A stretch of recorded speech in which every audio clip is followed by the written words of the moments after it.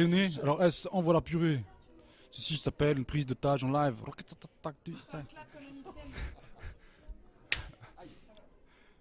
Ah. Tu vas pas les trouver en fait ces deux pages. Ah oui? Laquelle? Nul. Et ça veut dire qu'il faut qu'on se passe le micro dès qu'on parle? Non mais là on nous entend. Ah bon? Ou ça marche? Non mais si on comme ça. Est-ce que si on fait comme ça et qu'on parle, tout le monde nous entend ou il faut Mal. Disons, ouais, mal, je pense. C'est de la merde. Ça marche. Il faut absolument prendre le micro comme ça quoi. Ouais, ce sera plus simple. D'accord. Donc on se passera la balle. C'est ça. Le bâton de parole. Le bâton de parole.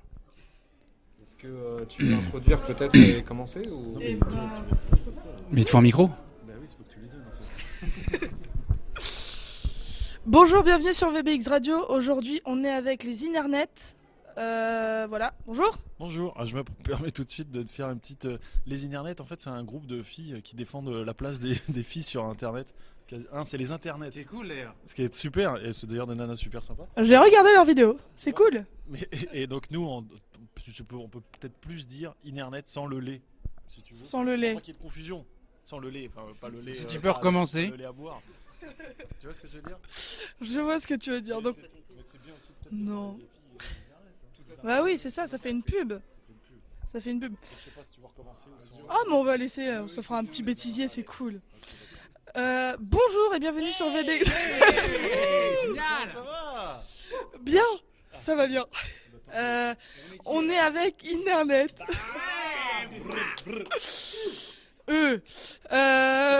Bonjour. Bonjour. Bonjour. Bonjour. Bonjour. Voilà, bonjour. Donc aujourd'hui, on est avec Inernet et non pas les Inernet dont on a parlé avant. Ah non, je vais pas recommencer, non, c'est bon. Déjà, donc on va commencer à poser les questions peut-être. Je suis pas stressée du tout, hein, c'est entièrement faux. Comment vous est venue l'idée de Inernet? Du titre, tu veux dire de l'intitulé? Ou du titre, d'un peu de tout. Alors, c'est moi qui réponds? Non, Benjamin va répondre. Ouais, alors Inernet, c'est Benoît Blanc, comédien-auteur, Mathias Gerbig, comédien, auteur et directeur artistique, et donc moi, Benjamin Bunel, réalisateur, auteur. On a créé la chaîne au départ avec Mathias parce que on faisait on essayait de faire des choses en cinéma et en télévision et ça ne marchait pas trop à ce moment-là. Et on s'est dit, on va faire quelque chose qui va nous plaire à nous, qui sera vraiment, on ira très loin dans ce qui nous intéresse, dans notre humour, à savoir l'humour absurde. Et on va le placer à un endroit où c'est visible, à savoir sur le web, sur YouTube. Et si ça marche, tant mieux. Si ça ne marche pas, c'est pas très grave. Et ça a donné donc ce programme qui s'appelle Inerview.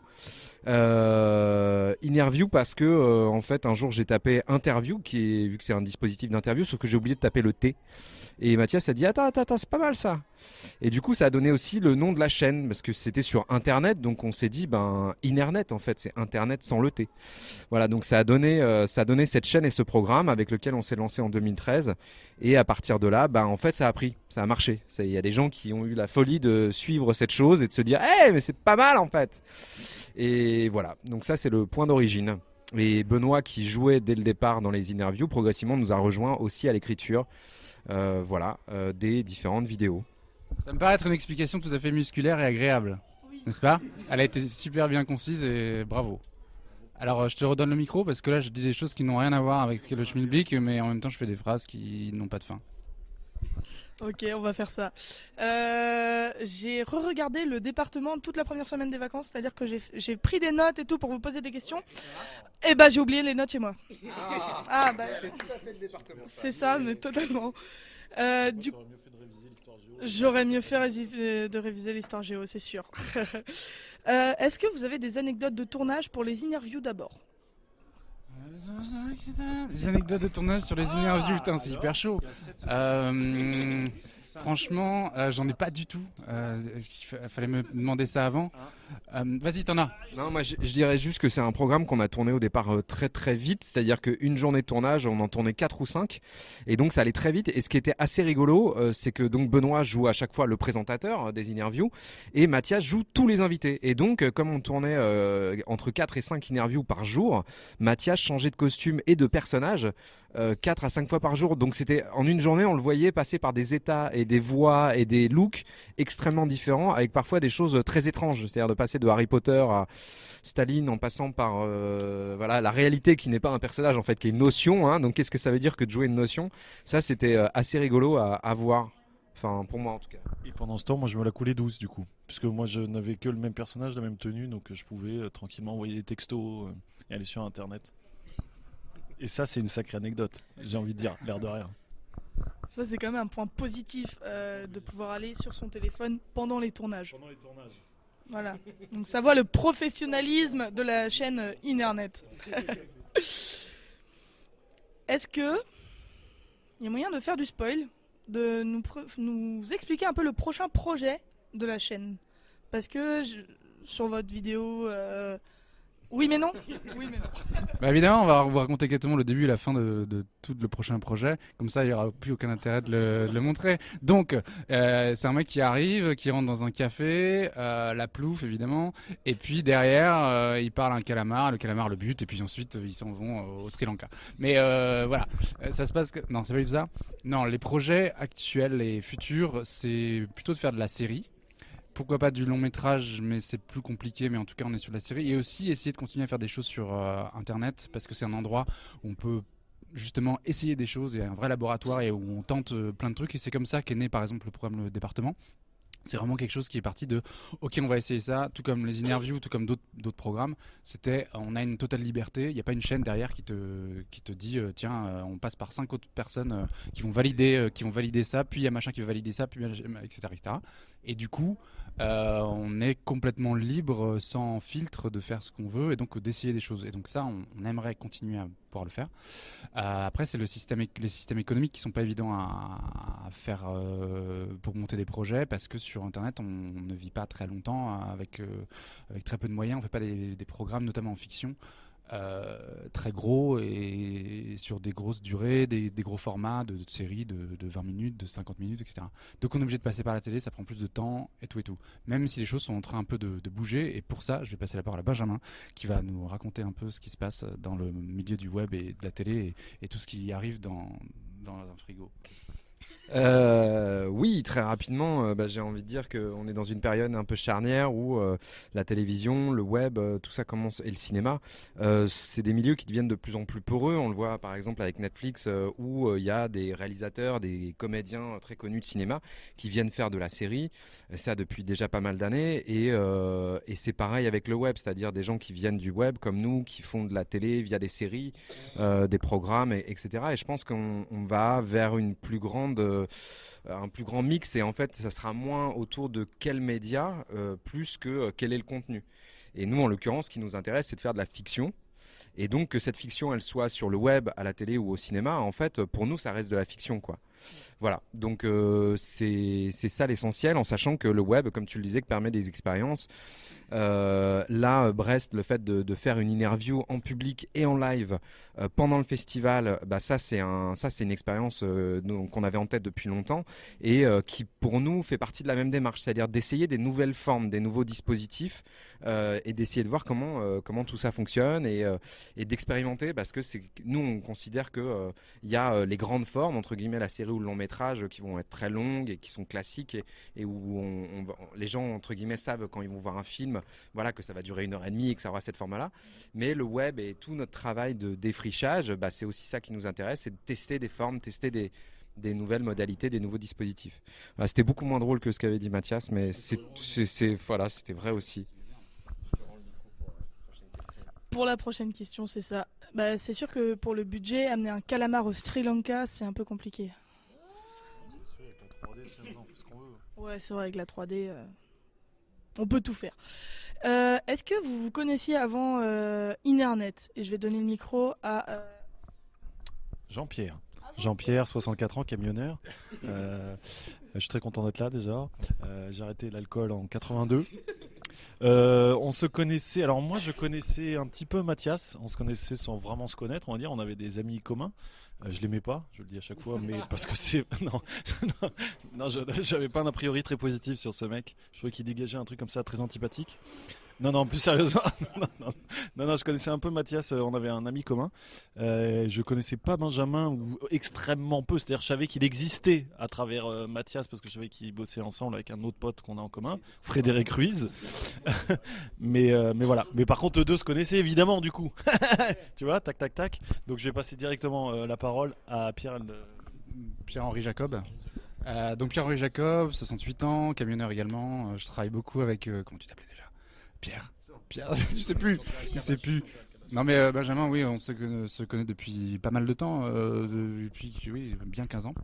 On a commencé à faire il m'avait appelé pour faire un court métrage absolument incroyable qui réunissait de la musique et des images, et quelqu'un faisait de la musique et il fallait faire des images dessus, et après le mec prenait les images et il donnait un musicien qui faisait de la musique dessus. Et bref, en gros il avait de la musique et il fallait qu'il fasse un film, et donc il s'est dit bah je vais prendre ce jeune gars.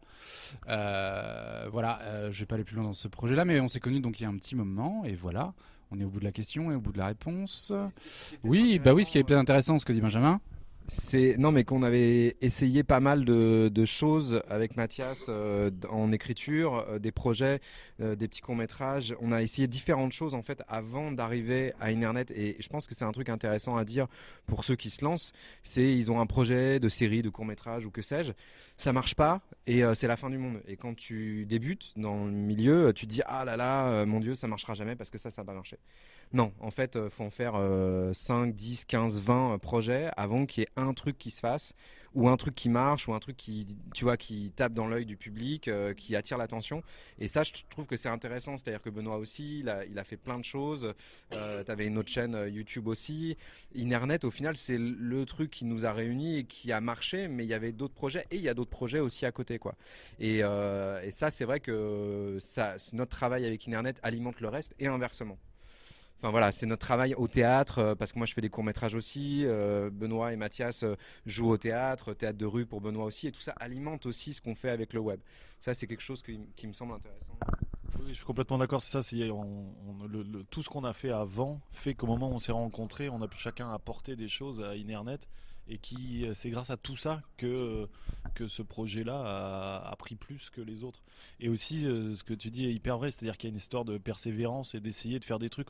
L'idée, c'est d'être créateur et de créer des choses, t'essayes, et puis bon, bah, ça prend pas. Même des fois, ça prend pas, bah, tu persévères, tu tiens.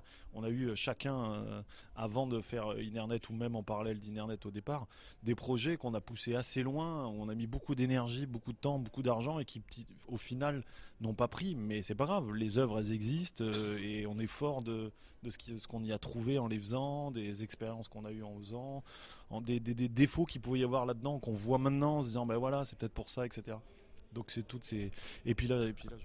Et puis là, il passe le micro à Mathias. Non, et je voulais rajouter à ça le fait de, quand on dit ça prend ou ça prend pas, il y a un truc de, c'est pas forcément du fait que ça marche et qu'il y a plein de vues, etc. Parce que nous, on n'a pas des millions de vues. On a grossi ces 3 dernières années en termes de vues et d'abonnés. Mais pendant longtemps, même les interviews, on a passé une année à faire, je sais pas, il devait y avoir une dizaine d'interviews, et on a fait que ça, parce que ça ne coûtait pas cher, et qu'on n'avait pas de moyens, pas de production. Et on n'avait pas énorme, je pense qu'à la fin de la première année, ouais, et puis il y avait peut-être 3-4 000 abonnés au départ. Mais pour nous, de l'intérieur, on savait qu'on tenait un truc qui allait au bout de quelque chose, où on se disait dans l'écriture, tiens, ça nous plaît, ça marche, ça nous plaît à nous déjà, et on va au bout, même si on sent que ça plaît pas forcément au plus grand nombre, mais il y a un truc qui se passe, il y a un état d'esprit, une écriture où on est allé au bout de quelque chose parce qu'on s'est mis sans filtre, on s'est pas dit on va justement être dans un truc formaté pour la télé qui demande un programme court de tel truc, avec tel ton, etc.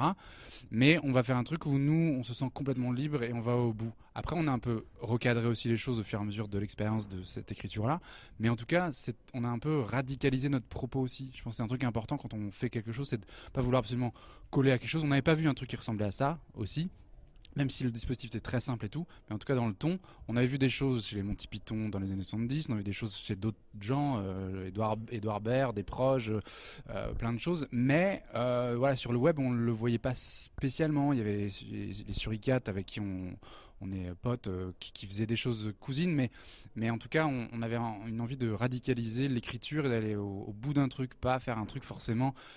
Qu'est-ce qui va plaire? Ça, je pense, que c'est un truc hyper important. Et après, effectivement, ça fait beaucoup de fois que je dis effectivement, avec la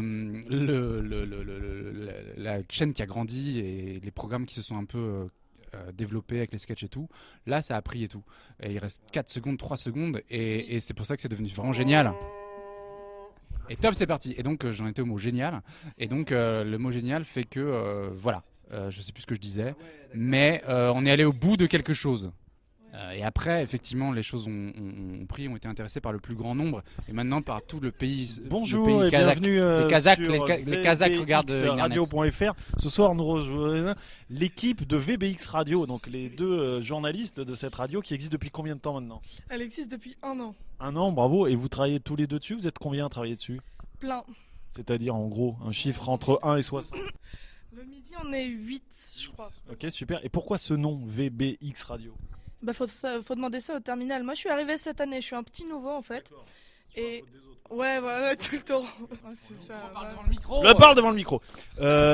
Pour conclure cette interview, qu'est-ce que vous avez envie de dire à la France? Bonne journée. Merci, merci à vous Cognac G. Et un bon appétit. Bonjour, ici Cognac G. Est-ce que vous avez une dernière condoléance? G, c'est pour quel prénom? C'est quoi vos initiales? C'est Cognac. Cognac, c'est le nom de famille, j'imagine. Et G? G, c'est pour Géraldine Cognac. C'est ma mère. D'accord. Géraldine Cognac. Ouais. Ghislaine Cognac aussi, qui est sa grand-mère. La grand-mère de la mère, elle est beaucoup moins sympa, et puis elle est morte. Elle est morte et elle pue du coup.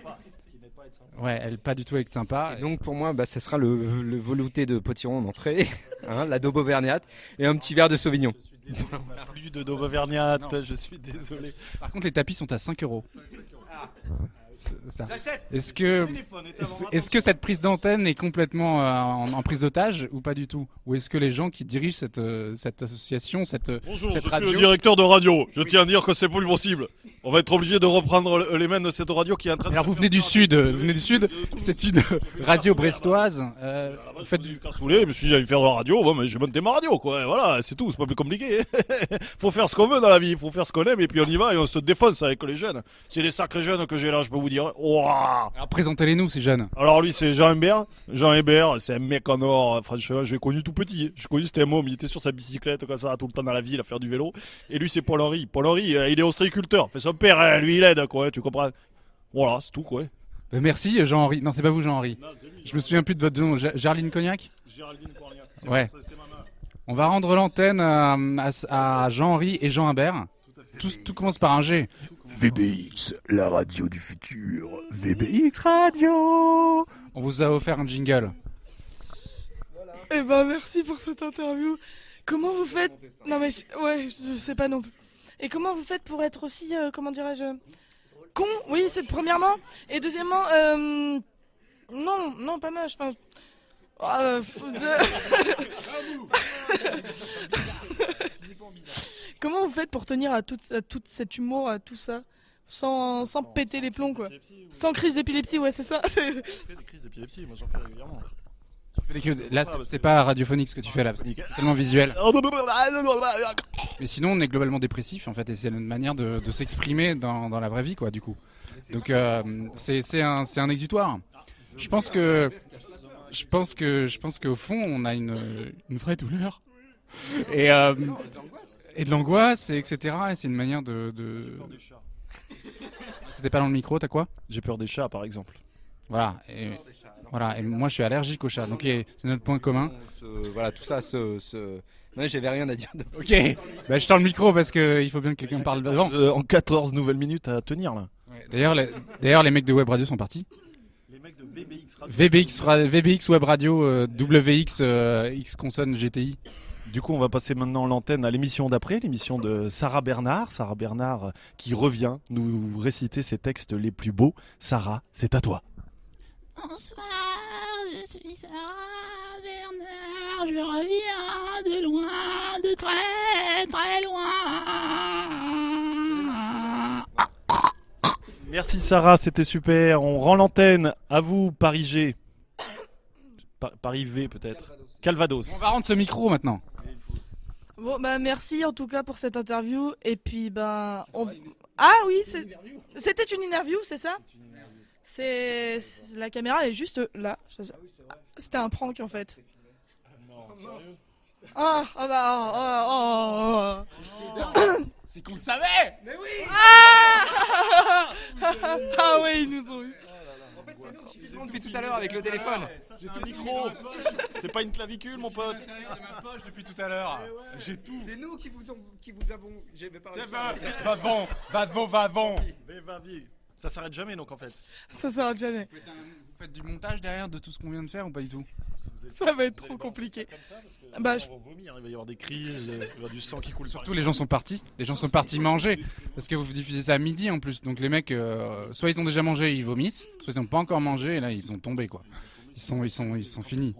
Quand est-ce qu'on bouffe, etc. On peut tenir très longtemps comme ça avec un Faut micro. parler foot, parce que à la radio, faut parler foot. Hein. Alors, je sais pas si vous avez vu le dernier match PSG Angers. Non, on peut parler de Lyon-Saint-Etienne qui était un peu une catastrophe au niveau des supporters, tout ça. Il y a quand même un. Non, on va arriver sur des polémiques. Ah merde, il faut que Benjamin. Ah. Mon aquabike. Il y a Benjamin qui a Aquabike. Voilà, c'est ça. Ok, bon, bah allons-y, merci, super ambiance. Ok, super ambiance. On part à l'Aquabike et on vous embrasse, on fait des bisous. Bisous.